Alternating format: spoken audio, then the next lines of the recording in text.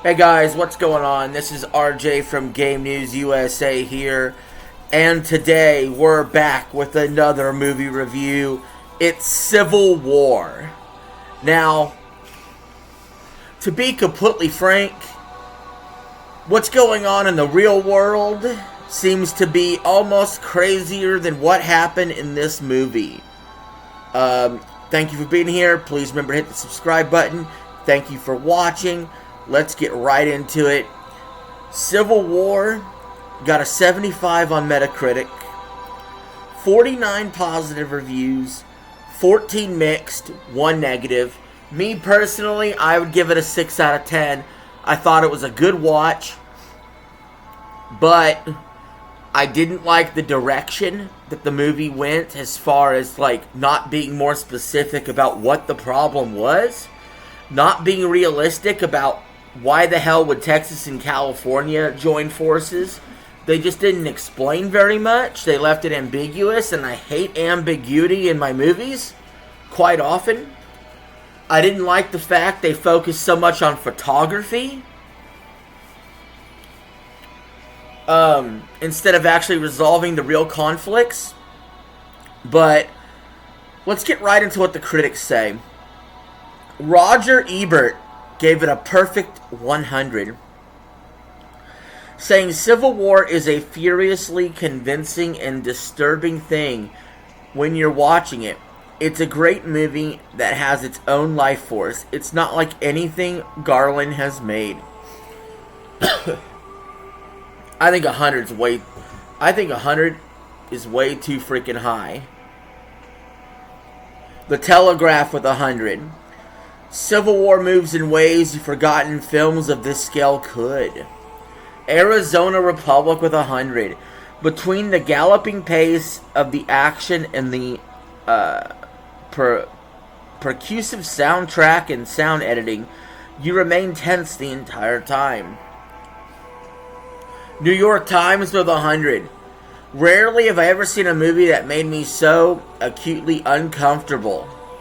Okay, why would you give that up? Okay. Multiple perfect scores. We get to the playlist with 91. Civil War inflames our discomfort by bringing the conflict to our own backyard. How? They didn't explain the plot very well. The Daily Beast with a 90. A towering genre film about not so fanciful end times, one that both understands and proves the peerless power of visual image. The LA Times with a 90. The takeaway isn't exhilaration, the unease is what makes Garland's film valuable. There was some unease in there. Vox with a 90.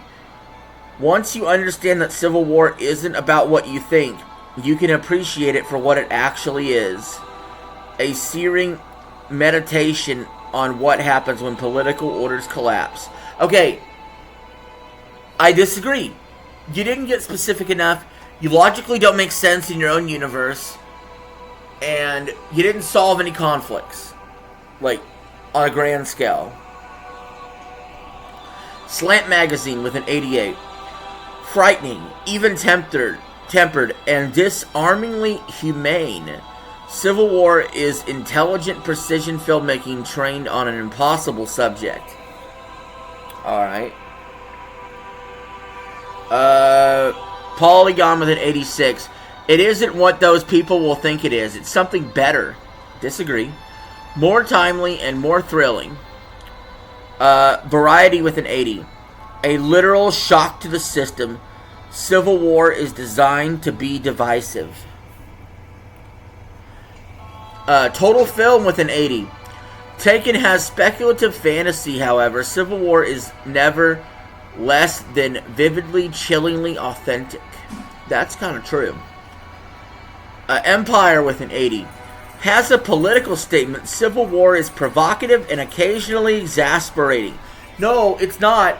They never specifically got into what this president was doing or what this counter group was doing and what they believed in.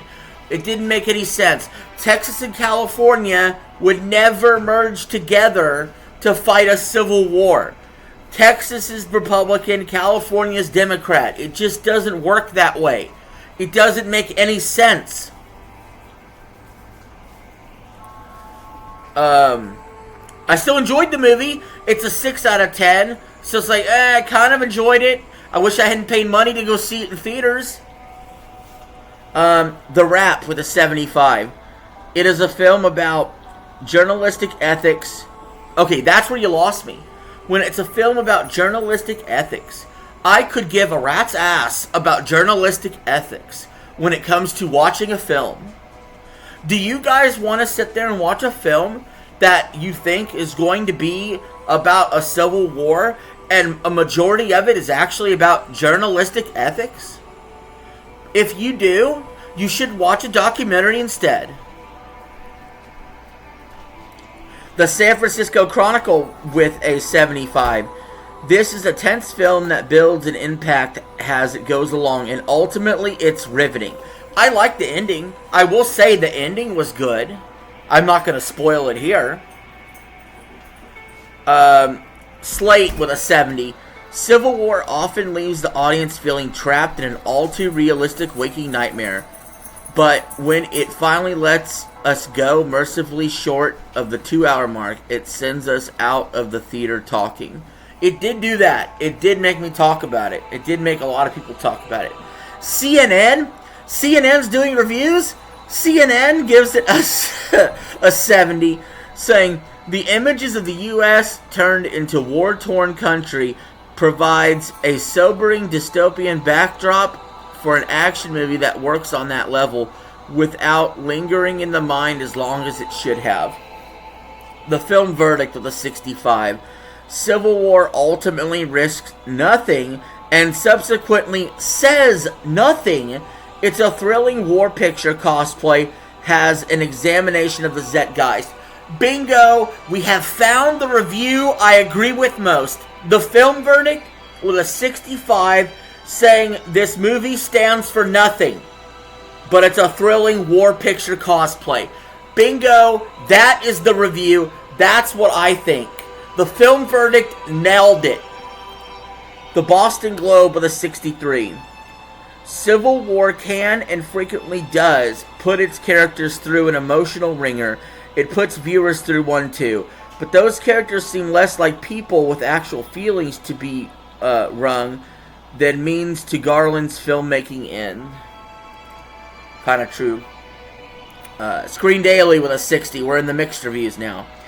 Even for Garland's adept visual storytelling, supported by daring cuts by Jake Roberts and offbeat needle drops, the core of Civil War feels hollow.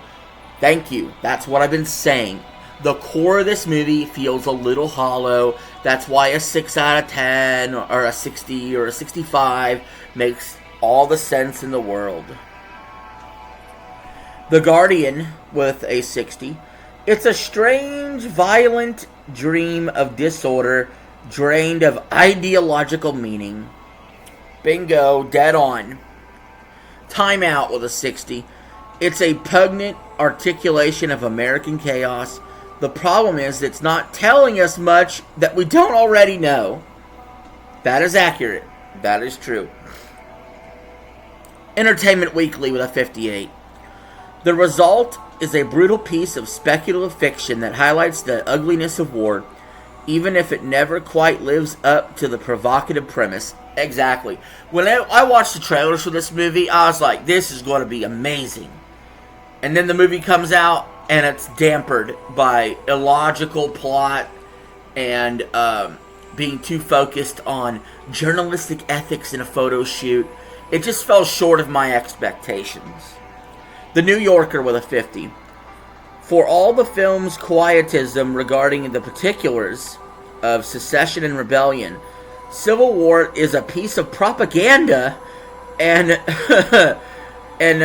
veritable recruiting videos for its own rebels. Wow, they're calling the movie propaganda. I would not go that far. How about The Independent with a 40, saying, we're never told what the conflict is about. Oh, praise you! Praise you, The Independent. You say the truth. We're never told what the conflict is about. Any movie that doesn't tell you what the conflict is about is not going to get a very good score from me. It shouldn't from anybody. Now, I give it a 60. They're giving it a 40. So let's see what else they said. It's about those who might be oppressed or what freedoms have been stolen away. All we're given is violence. And now we get to the one negative review where I think maybe we go too far into the negative with this one. A 25 from the New York Post saying, the plot plods along.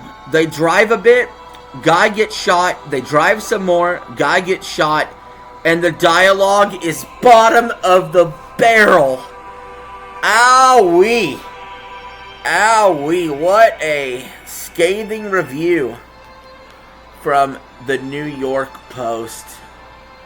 Indeed.